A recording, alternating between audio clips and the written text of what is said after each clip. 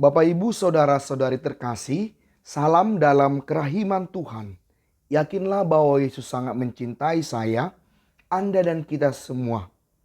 Sebagaimana kita informasikan dalam channel YouTube kita ini, bahwa telah terjadi serangan terhadap umat Katolik yang sedang merayakan Misa Hari Raya Pentakosta di Gereja Katolik Paroki Santo Franciscus Xaverius di Ondo, Nigeria pada hari Minggu yang lalu.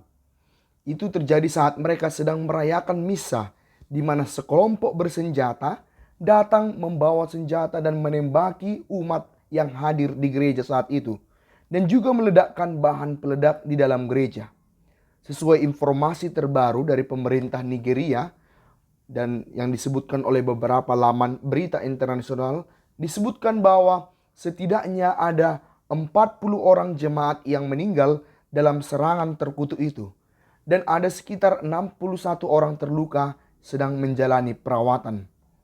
Pemerintah Nigeria pada Kamis yang lalu akhirnya mengumumkan bahwa yang mesti bertanggung jawab atas serangan itu ialah kelompok pemberontak Islam negara Islam Provinsi Afrika Barat, yaitu Islamic State West Africa Province atau disingkat ISWAP.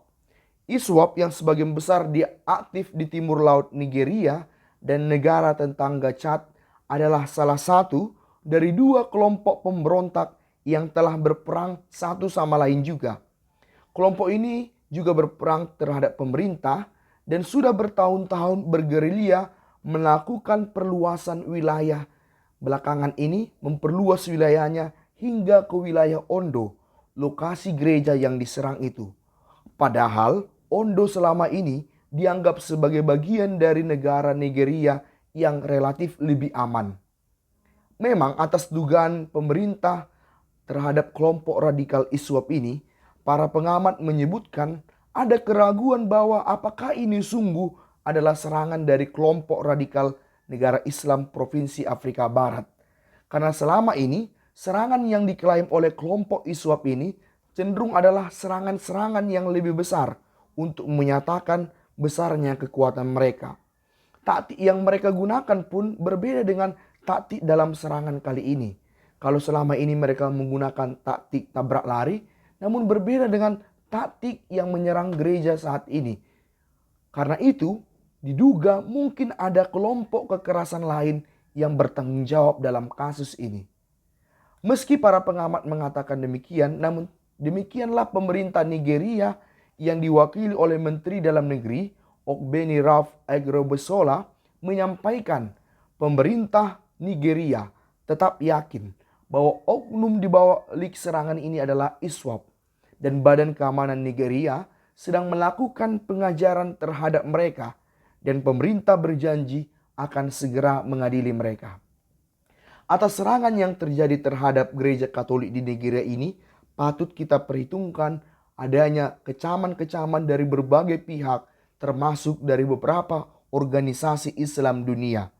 Misalnya, Dewan Hubungan Amerika Islam menyatakan bahwa mereka sungguh mengutuk serangan tersebut.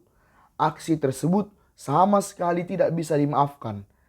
Organisasi ini berharap bahwa kejadian ini tidak akan memecah belah masyarakat lantaran sentimen agama. Dewan Tertinggi Islam Kanada juga melakukan kecaman itu. Ia menyatakan bahwa kejadian ini merupakan kejahatan yang sangat menyedihkan dan jelas-jelas itu bukan Islam. Ini bukan merupakan tindakan Islami, demikian disampaikan. Pada Selasa 7 Juni 2022 yang lalu, pemerintah Saudi Arabia juga dengan tegas mengutuk serangan teroris ini. Kardinal Nigeria Monsignor John Onaikan pun sudah menyatakan bahwa dialog antaragama mestinya semakin dipererat kembali dalam mengatasi serangan-serangan yang demikian. Satu-satunya cara menghadapi situasi ini adalah bahwa orang Kristen dan Muslim di Nigeria harus saling bergandengan tangan menghadapi para penjahat ini bersama-sama.